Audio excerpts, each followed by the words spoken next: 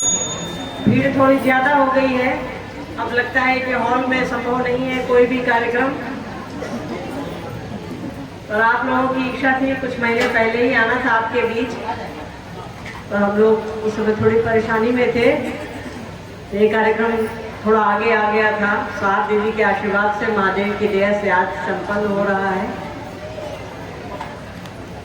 हम लोग बैठे हैं यहाँ इतनी गर्मी में, मतलब मुझसे ज़्यादा आप लोगों को लग रही होगी, इसमें कहीं से कोई दो राय नहीं है। तो किसके लिए बैठे हैं? उस महादेव के लिए बैठे हैं जो हमारे आपके घरों में पूजित है, हमारे बाबा की तरह, हमारे घर की तरह। और साहब दीदी के लिए बैठे हैं क्योंकि हम आप जिस शिव को पहले जानते थे, शिव को गुरु बनाने के पहले जिस शिव को जानते थे, जिस पर एक लोटा जल डालते थे, बेलपत्र चढ़ाते थे, अभी तुरंत सावन गीता है, उससे बेहतर आप लोग समझती है इस बात को। तो क्या वही शिव हमारे आपके गुरु हैं, या जिस शिव के बारे में साहब ने बताया वो हमारे आपके गुरु हैं? वही शिव, पर उन पर जो धूल जमी थी उसको झाड़ दिया साहब ने। उसी शिव को कहा कि ये तुम्हारे अपने हैं। सिर्फ एक लोटा जल डाल देने से और बेलपत्र चढ़ा देने से कोई आपका अपना नहीं हो जाता, अपना मन बनाता है। हम किसी को अपने मन से ना अपना समझते हैं कि कोई सामान देता है इसीलिए समझ लेते हैं। अगर सामान देने से कोई अपना हो जाए तो जगत में कोई भी बैर रहेगा क्या? माँ बाप, भाई भाई, भाई बहन, माँ बच्चा, माँ बेटा, बाप बेटा, सब में लड़ाई हो रही है इस कलयुग में। वहाँ भी तो हमको आपको सामान मिलता है, बाप की संपत्ति मिलती है, दादा की संपत्ति मिलती है, माँ की संपत्ति मिलती है, तो भी झगड़े हो रहे हैं। कुछ मिलने के अलावा भी जीवन में कुछ है ना, वो प्रेम है। उस महादेव से वही प्रेम तो लगाना है, वही लगन तो लगानी है जो हमारे आपकी अपनों से होती है, चीजों से नहीं, सामान से नहीं। अगर सामान से होते रहता, घर में दीवार नहीं उठती, बाप बेटे में झगड़े नहीं होते, भाई भाई में झगड़े नहीं होते, भाई बहन में झगड़े नहीं होते। क्योंकि प्रेम की कमी है इसीलिए झगड़े होते हैं। तो जैसे आप किसी को अपना समझेंगी, जैसे आप उससे प्रेम करेंगी, सारी समस्याएं अपने आप खत्म हो जाती हैं। तो उस शिव से प्रेम करना है। साहब ने शिष्यानुभूति में लिखा है, सहज प्रेम से परमात्मा लभ्य है। मनुष्य के सहज प्रेम से, मतलब हमारे आपके अंदर प्रेम जो है परमात्मा ने डालकर ही भेजा है। वो हमको और आपको कपड़े में लपेट कर नहीं भेजता, जूते पहनाकर नहीं भेजता, वो हमको और आपको प्रेम देकर भेजता है। कोई बच्चा जन्म लेता है, उसको मालूम नहीं है कि उसकी माँ हम हैं। मेरे बच्चे को ये मालूम नहीं कि उसकी माँ हम हैं। सहज प्रेम ईश्वर ने, महादेव ने उसको दिया है। तो उस प्रेम से वो समझता है कि सामने जो महिला है, जो हमको गोद में रखी हुई है, वो मेरी है। तो वही एक चीज है जो महादेव हमको और आपको देकर इस धरती पर भेजे हैं। बाकी चीजें तो धरती ने दी है हमको और आपको, और वो ले भी लेती है। लगता है ऐसा कि धरती के लोगों ने दिया है, तो सही मायने में तो वो परमात्मा की लीला है, परमात्मा की कृपा है, दया है कि हमको और आपको चीजें मिलती हैं। हमारी आपकी सांस भी तो उन्हीं से मिली हुई है, जिस पर सारा फुटानी है हमारा आपका सबका। जिंदा है तभी तो है, जिंदा है तभी तो घर द्वार, बेटा बेटी, घर परिवार की चिंता है, धन संपत्ति की। जब टुनक जाएंगे तब सब कुछ रह जाता है। यहाँ घर वाले लोग तो सबसे पहले बाहर करते हैं कि बाहर रखिए, बाहर रखिए। जिससे आपको सबसे ज्यादा प्रेम रहता है, वही लोग हमको और आपको मौत हो जाने के बाद घर के बाहर कर देते हैं। तो जो चीजें यही रह जानी है, हम आप उसके पीछे दीवाना रहते हैं। जो साथ में जाएगा उसको छोड़े चलते हैं। हमारे आपके साथ शिव हैं, थे और रहेंगे।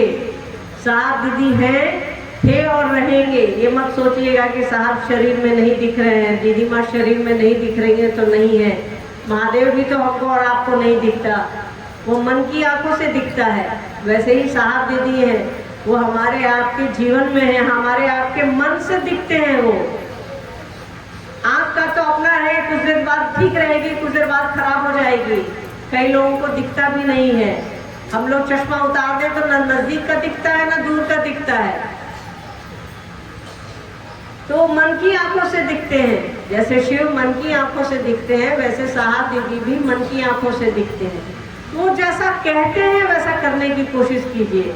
उन्होंने कहा है कि शिव को अपना गुरु बनाइए, अपना प्रेम उसको दीजिए।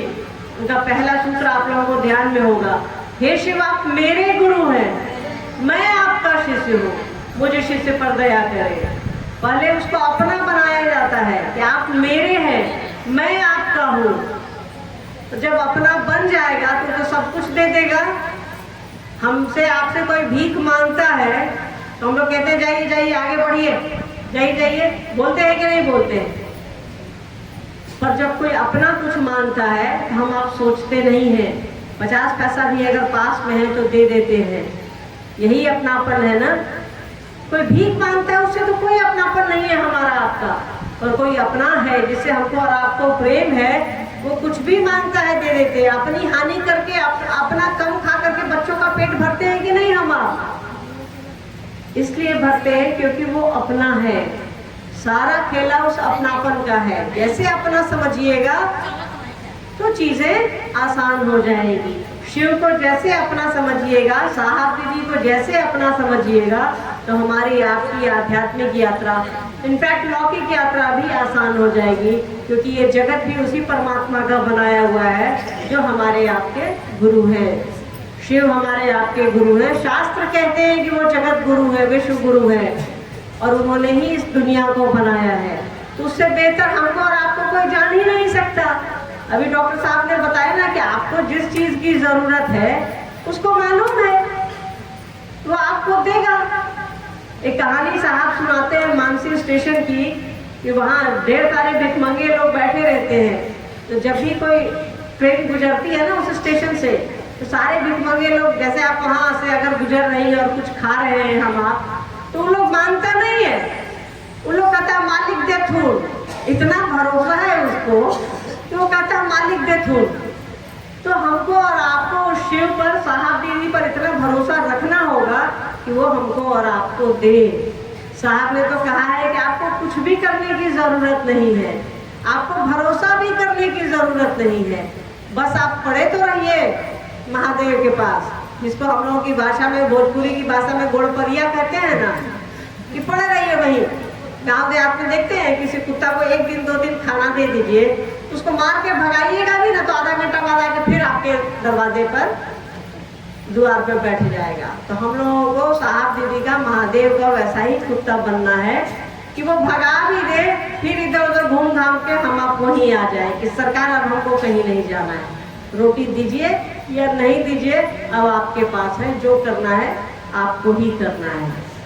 तो उससे शिव को अपना समझिए, उसको बस अपना बनाइए, अपना गुरु भाव दीजिए कि सरकार आप हम पर दया कर दीजिए। क्योंकि दया तो मांगनी होगी और दया तो सिर्फ गुरु ही कर सकते हैं। ईश्वर तो दया नहीं करते, वो तो अपनी लगन में मगन है। उनको क्या है, उनको तो दुनिया चलाना है। हमारे आपके बनने बिगड़ने से उनको कोई फर्क नहीं पड़ता है। फर्क पड़ेगा गुरु को, फर्क पड़ेगा साहब दीदी को। आप अपने जीवन से हजारों लाखों ऐसे उदाहरण होंगे, हम आप कष्ट में हैं, हमारे बच्चे, हमारा परिवार, हमारी चीजें, साहब दीदी का नाम लेते वो कष्ट दूर हो जाता है। समझिए वो कैसे हैं। हम आप नाम लेते हैं और वो समस्या दूर होती है। तो उनको अपना समझेंगे तो हो सकता है समस्याएं आएंगी ही नहीं। पर ये जगत है, समस्या लगी रहती है, आना जाना लगा रहता है समस्याओं का, चीजों का, परेशानियों का। पर इसी परेशानी में हम अपने बच्चों को तो नहीं छोड़ते, अपने पति, अपने परिवार को तो नहीं छोड़ते, तो महादेव को क्यों छोड़े? जब हम परेशान हैं तो परिवार को तो नहीं छोड़ते, पति को नहीं छोड़ते, पत्नी को नहीं छोड़ते, माँ बाप को नहीं छोड़ते, बच्चों को नहीं छोड़ते, महादेव को छोड़ दें, साबे दीदी को छोड़ दें। ऐसा नहीं करना है, ऐसा नहीं करना चाहिए हमको और आपको। देखिए भीड़ चूंकि ज्यादा है तो हम लोग थोड़ा कार्यक्रम को थोड़ा अर्ली खत्म करने की कोशिश में है। लौकिक पारलौकिक उपलब्धियां क्या हैं? क्या ये मन में शिव के प्रति आवेश उत्पन्न करती हैं? सवाल है कि लौकिक पारलौकिक उपलब्धियां कैसी हैं? क्या ये मन में शिव के लिए आवेश पैदा करती हैं? बिल्कुल करती हैं। आप चाहते हैं कि कल आपको एक सामान मिल जाए, महादेव ऐसी दया करते, साहब दीदी ऐसी दया करते, ऐसा आशीर्वाद देते कि कल मेरे पास एक मोबाइल आ जाता है या 500 रुपये आ जाता है या एक साड़ी आ जाती या एक जो भी चीज़ें हैं जगत को ही लेकर के चलिए, ठीक है, और आपको मिल जाता है, तो क्या आपके मन में महादेव के प्रति भाव नहीं आते कि महादेव दे दिए, रउआ दे देनी? आती है ना, ऐसी सोच तो आती होगी, जरूर आती है। साहब दीदी के भी प्रति आती है। तो जब जगत हमको और आपको प्रभावित करता है, साहब ने लिखा है शिव के शिष्य होने पर लौकिक और पारलौकिक मनोरथ स्वतः पूर्ण होते हैं। आपको मांगने की जरूरत नहीं है, आप उसको अपना बनाइए ना, वो अपने देगा। कुछ भी कहने की जरूरत नहीं है। आपके सभी कर्म फलों को गुरु दग्ध करते हैं। दग्ध करने का अर्थ होता है कम करना। तो हमारे आपके जीवन में हो सकता है कि एक्सीडेंट होता, ट्रक के नीचे आते और मर जाते, पर आए हाथ टूट कर रह गया, पैर टूट कर रह गया, खरोच आकर रह गई। तो ये शिव की दया है ना, ये गुरु की दया है ना। तो जैसे शिव को अपना समझते हैं, जैसे उनको गुरु बनाते हैं, तो हमारे लौकिक और पारलौकिक मनोरथ स्वतः पूर्ण हो जाते हैं। कहने की आवश्यकता नहीं है। तब हमारा और आपका मन उस दिशा में चलता है, क्योंकि हम आप दुनिया में हैं। तो जब चीज़ें अच्छी लगती हैं, परिवार अच्छा लगता है, तो जब चीज़ें मिलती हैं, परिवार का कुछ भला होता है तो अच्छा लगता है। और हम आप इंसान हैं, कृतज्ञ होना हमारा आपका धर्म है। हमारा आपका मन कहता है कि जो कुछ दिया है उसके प्रति अच्छा सोचिए, अच्छा करिए। तो शिव ने दिया है, साहब दीदी ने दिया है, तो अच्छा सोचिए और उन्होंने जो कहा है वो करने की कोशिश करिए। शिव शिष्य बनिए, बेमन से ही बनिए तो सही। साहब की तरह बनने की कोशिश कीजिए ना। उन्होंने कहा कि मुझे आप पर भरोसा नहीं है, फिर भी मैं कहीं नहीं जाऊंगा। मुझे मालूम है कि आप मुझे नहीं सिखाएंगे, यही गागी का श्मशान है, आपकी मिट्टी है ये। उन्होंने कहा कि मुझे मालूम है आप नहीं सिखाइएगा, फिर भी मैं आपको गुरु बना रहा हूँ, मैं कहीं नहीं जाऊंगा। तो ऐसा भरोसा रखिए कि आप सिखाइए या नहीं सिखाइए, मुझे कहीं नहीं जाना है। आप दीजिए या नहीं दीजिए, मुझे कहीं नहीं जाना है। और वो देगा। दे और कौन रहा है? कोई पड़ोसी तो दे नहीं रहा है, सब वही दे रहा है। ठीक है। तो जगत और अध्यात्म, जब भी कुछ चीजें हमको और आपको हासिल होती हैं, तो हमारा आपका मन और जीवन दोनों प्रभावित होता है। शिव की शिष्यता से ही प्रभावित होता है। ठीक। और जिज्ञासा है, वाहे गुरु को अंतर गुरु होना होता है, कैसे?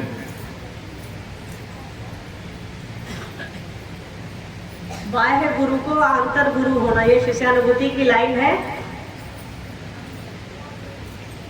अंतर मतलब आपके अंदर, बाहर मतलब बाहर। ठीक है।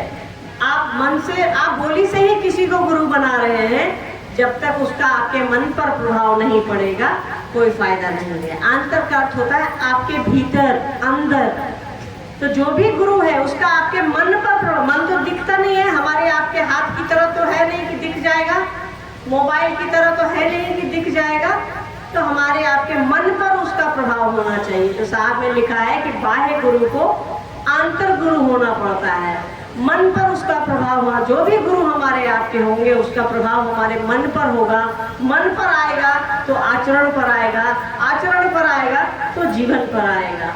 तो इसीलिए साहब ने लिखा है कि जो बाह्य गुरु है उनको आंतर गुरु होना ही होता है, तभी आपका मन बदलेगा, आपका जीवन बदलेगा। और जिज्ञासा है,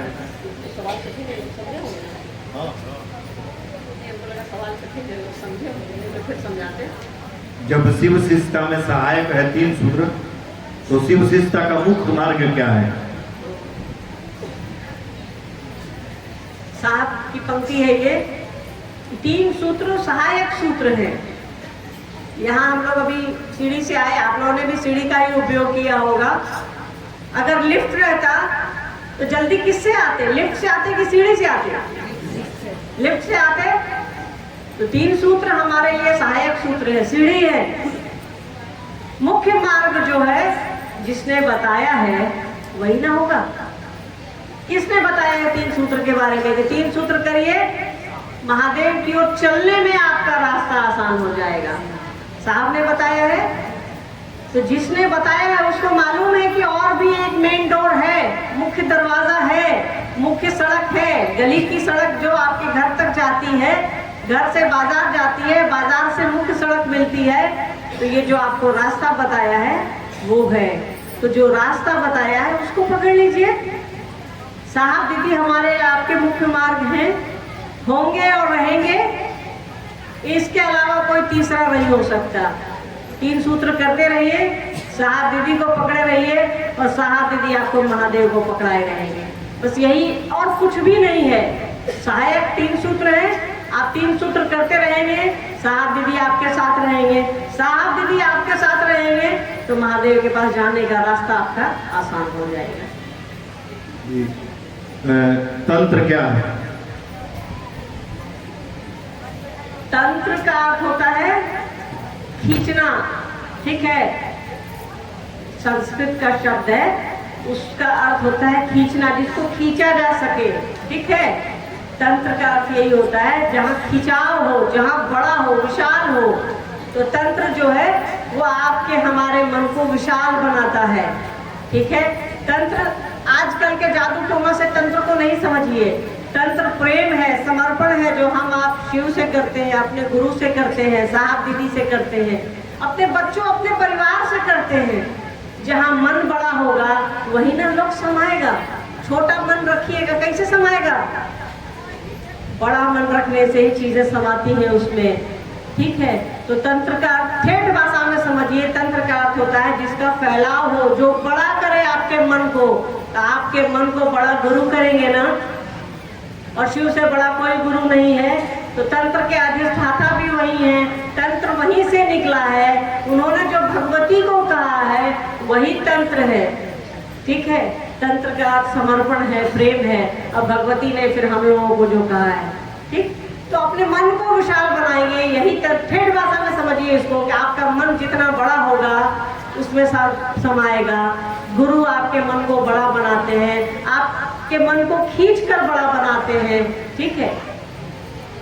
और मतलब जो आजकल चल रहा है वो तंत्र नहीं है, जादू टोना, वशीकरण और सम्मोहन और क्या ढेर सारी चीजें हैं, वो तंत्र नहीं है।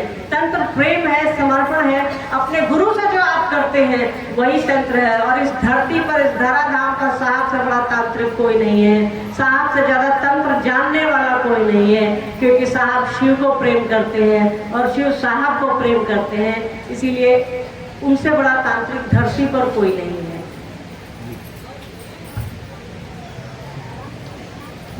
गुरु, सदगुरु और जगत गुरु के बारे में बताएं। गुरु, सदगुरु और जगत गुरु, हमारे गुरु शिव हैं, उन्हीं को आप सदगुरु कहते हैं, उन्हीं को आप जगत गुरु कहते हैं। ऐसे समझिए, थोड़ी देर पहले अमित जी समझा रहे थे ना कि जब बच्चे प्राइमरी स्कूल में पढ़ते हैं, दूसरा तीसरा चौथा में पढ़ते हैं, तो प्राथमिक विद्यालय में जाते हैं, बच्चों के स्कूल में, नर्सरी में, फिर मिडिल स्कूल में जाते हैं, फिर हाई स्कूल, कॉलेज। तो गुरु, सदगुरु और जगत गुरु। जगत गुरु कोई वर्जना नहीं लगा सकता है। शिव हमारे जगत गुरु की कुर्सी पर बैठे हैं। वो जब आपको जैसी जरूरत आपको होगी वैसी शिक्षा वो आपको देते हैं। वो शिष्य के मन के हिसाब से उसको शिक्षा देते हैं। अब शिष्य किस स्तर का है उसके हिसाब से शिक्षा देते हैं। ठीक है।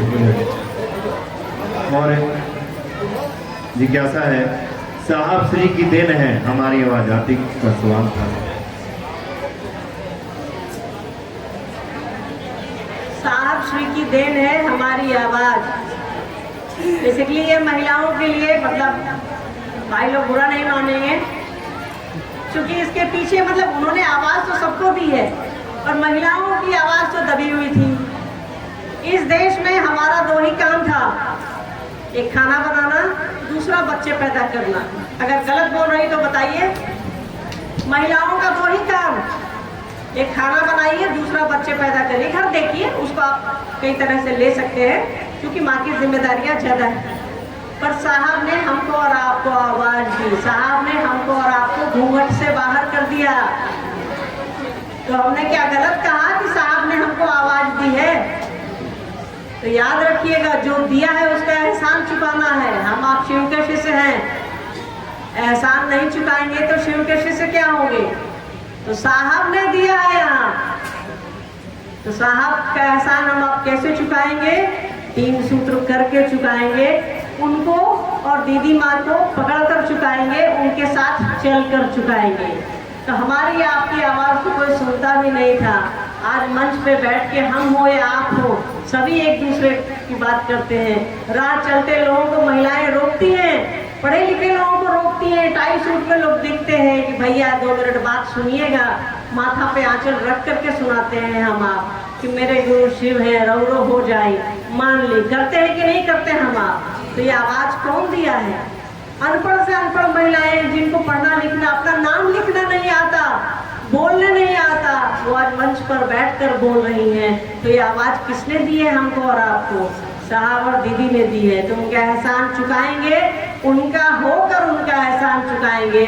उनका होने के लिए आपको 3 सूत्र करना पड़ेगा। 3 सूत्र करते रहिए और उनको पकड़े रहिए। श्रद्धा, भक्ति, ध्यान, योग द्वारा भगवान महादेव को प्राप्त किया जा सकता है, तो गुरु बनाने की क्या जरूरत है? करके देख लीजिए, सीधा करके देख लीजिए। श्रद्धा, योग, भक्ति, जो मन में आए सबको करके देख लीजिए और तब बताइएगा कि गुरु बनाए या नहीं बनाए। करके देखिए, साहब ने लिखा है पुट टू टेस्ट एंड जज बाय रिजल्ट, मतलब आप इसकी परीक्षा करिए और तब देखिए। हम लोग खाना बनाते तो चखते हैं ना, कैसा बना है, चखते हैं कि नहीं चखते? चखते हैं। एक बार ऐसे ही आपको हंसी की बात है, हम लोग सिंगापुर में डॉक्टर साहब थे विदेश में, तो कुछ भी बना, मुझे तो खाना बनाने आता नहीं था। धीरे धीरे परिस्थितियाँ इंसान को सिखा देती हैं, इंसान तो परिस्थितियों का गुलाम है। तो कुछ भी बनाऊं तो अमित जी को, डॉक्टर साहब को, डॉक्टर साहब जरा टेस्ट करके बताइए ना कैसा बना है, कैसा बना है। तो ये बेचारे पका जला जैसा भी हो। अब कुछ मामलों में तो साहब कहते हैं ना कि पति तो गौ होता है, वो बस कहते ही थे, होता नहीं है। पर वहाँ तो क्या करेंगे बेचारे, बोल देते कि ठीक है बना है। ऐसे ही एक बार मेरे कंधे में दर्द हुआ, तो डॉक्टर साहब आए सिंगापुर में हॉस्पिटल से विदेश में। हमने कहा कि कंधा दर्द करा अमित जी, एक दवा इन्होंने दी, मलहम। 1.5 घंटा हो गया, 7:30 बज गया, 6 बजे ही लगाए थे, 7:15 बजे, 7:30 पौने 8 हो गया, दर्द जाए ही नहीं। हम पूछे इनसे कि कैसी दवा दे दी आप? हमें तो दर्द ही नहीं जा रहा है। कह क्या रहे हमसे, ध्यान दीजिएगा, नहीं नहीं दवा है, हम सोचे आप ही पर टेस्ट कर लेते हैं कितना देर असर करेगा। यही तो हाल है। तो वही बात है कि टेस्ट कर लीजिए, टेस्ट करके देखिए। टेस्ट करने में क्या जाता है, कैसा है, तो टेस्ट कर लीजिए। जो भक्ति, तो जो मन में आए उसे टेस्ट कर लीजिए। एक बार जरा महादेव को भी कहिए कि सरकार आप मेरे हो जाइए। महादेव को छोड़िए, साहब दीदी को कहिए कि सरकार आप मेरे हो जाइए, तब बताइएगा किसका पलड़ा भारी है। ठीक है। और जहाँ तक भक्ति, पूजा पाठ, कर्मकांड, योग करने की बात है, तो हजारों साल से हम आप करते आए हैं। फायदा बताइए, 0/100। हम लोग यहाँ भी बैठे हैं, 500 से ऊपर लोग हैं। 500 जाति के तो जरूर होंगे, कई पंथ को मानने वाले होंगे, कई दूसरे गुरुओं को मानने वाले होंगे, पर यहाँ प्रेम से बैठे हैं कि नहीं? सट कर बैठे हैं। अभी गाड़ी में हम लोग यहाँ की जाति व्यवस्था पर ही बात कर रहे थे कि कितना दुर्भाग्यपूर्ण है ये, इस देश की इतनी पुरानी संस्कृति और सभ्यता है, और साहब दीदी आए तो जाति प्रथा को खत्म किए। नहीं तो कहाँ कोई किसी का छुआ हुआ तक तो आज से 2 पीढ़ी पहले लोग खाते ही नहीं थे। अभी भी शायद गाँवों की यही स्थिति है। ये चमत्कार किसने किया? साहब ने किया, दीदी माँ ने किया। उन्होंने ऐसा प्रेम भर दिया, ऐसी प्रेम की अलग जगा दी, ऐसा लगन दे दिया हमको और आपको कि हम आप उसमें मगन हैं। चाहे वो जाति का हो, किसी भी जातीय धर्म का हो, किसी भी संप्रदाय का हो, ऊंच हो नीच हो, अमीर हो गरीब हो, सभी एक छत के नीचे हैं। तो करके एक बार देख लीजिए ना कि सावन में 2 लोटा महादेव को पानी चढ़ा लीजिए, आप चढ़ा सकती हैं, स्वतंत्र हैं। और महादेव को अपना बनाने के लिए 1 सेकंड में बोल दिए। मंदिर में जाके धक्का खाने या पैर कुचाने से अच्छा है ना कि घर में महादेव से दया मांग लिया जाए, हैं? और वो समझते नहीं है, चलिए कोई बात नहीं, वो हमारा आपका मन है, परंपरा है, चली आ रही है, कोई दिक्कत नहीं है, उससे करिए, पर महादेव को अपना समझिए, साहब दीदी को अपना समझिए। जी भाई देखो, अच्छा, शिव को अपना गुरु बनाने की दिशा में मात्र मन ही साधना है। कैसे? साहब की लाइन है ये, देखिए शिव शिष्यता में हम आप साहब दीदी को छोड़कर बढ़ ही नहीं सकते। आप जिज्ञासा भी करिएगा उन्हीं की पंक्ति से करना है, आप कुछ भी पूछिएगा उन्हीं की बोली से करना है, ठीक है? तो शिव क्या था सवाल भाई? हाँ, शिव शिष्यता में मन ही बस एकमात्र साधन है। किसी भी संबंध में मन ही साधन है ना। मन ही से आप किसी को अपना समझते हैं ना, मन ही से कोई भाई बनता है, मन ही से कोई बहन बनती है, मन ही से कोई अपना बनता है ना। नहीं तो रोड पर चलते हुए कोई कई आदमी को चोट लग जाती है, हम आप चलते हैं, देखते हैं, गुजर जाते हैं, पर अगर उसके हाथ में आपको कंगन दिख जाए तो आप रुक जाते हैं, कह रहे गुरु भाई है मेरा। क्यों? क्योंकि मन से आप रिश्ता बनाए हुए हैं ना। मन का रिश्ता ही प्रभावशाली होता है। तो धरती के कोई भी रिश्ते वो मन से ही बनते हैं, आपके शरीर से नहीं बनते हैं। शरीर का बनाया हुआ रिश्ता तो छूट जाता। अगर रिश्ते शरीर से बनते तो आजकल इतने तलाक हो रहे हैं, तलाक नहीं होते, भाई भाई में झगड़े नहीं होते, बाप बेटे में उठा पटक नहीं होता, भाई बहन में झगड़े नहीं होते। क्योंकि मन बिखर गया है, मन टूट गया है, इसीलिए हम आप झगड़ते हैं, लड़ते हैं। मन से किसी को अपना समझिए, मन ही हमारा आपका साधन है। साहब कहते हैं कि मन ही एक ऐसी मशीन है जिससे हमारे सभी रिश्ते बनते और बिगड़ते हैं। तो मन से ही चीज़ों को अपना समझिए, मन से ही महादेव को अपना समझिए और साहब दीदी को अपना समझिए। देखिए ये भैया की ये बैठक अवेटेड थी, कई दिनों से हम लोग चाह रहे थे भैया आना, इधर 1-2 साल से था कि भैया आना है। साहब को भी हमने कहा था कि भैया जाना है, तो उन्होंने कहा था जाइए, लोगों से मिलिए। ये याद रखिएगा साहब हैं, कहीं नहीं गए हैं वो हमारी आपकी खुशियों में है, हमारे आपके दर्द में है, हमारे आपके जीवन में है, हमारी आपकी चीज़ों में है। साहब कहीं नहीं गए हैं, दीदी माँ कहीं नहीं गई हैं, उनको अपना समझिए।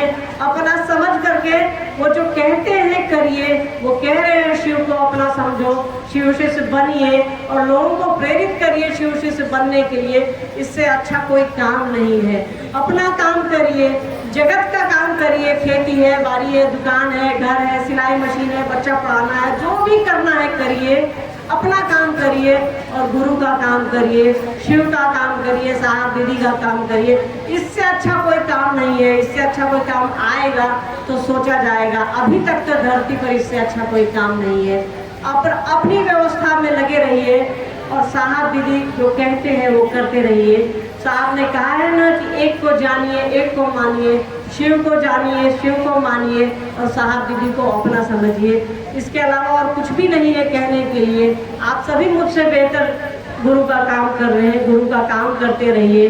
साहब दीदी से सतत आशीर्वाद की याचना करते रहिए और हम लोगों को आशीर्वाद दीजिए कि हम लोग महादेव की दिशा में आपके साथ चले, लोगों के साथ कदम से कदम मिला करके चले और इस धरती पर महादेव गुरु का झंडा गाड़ करके ही हम लोग रहेंगे।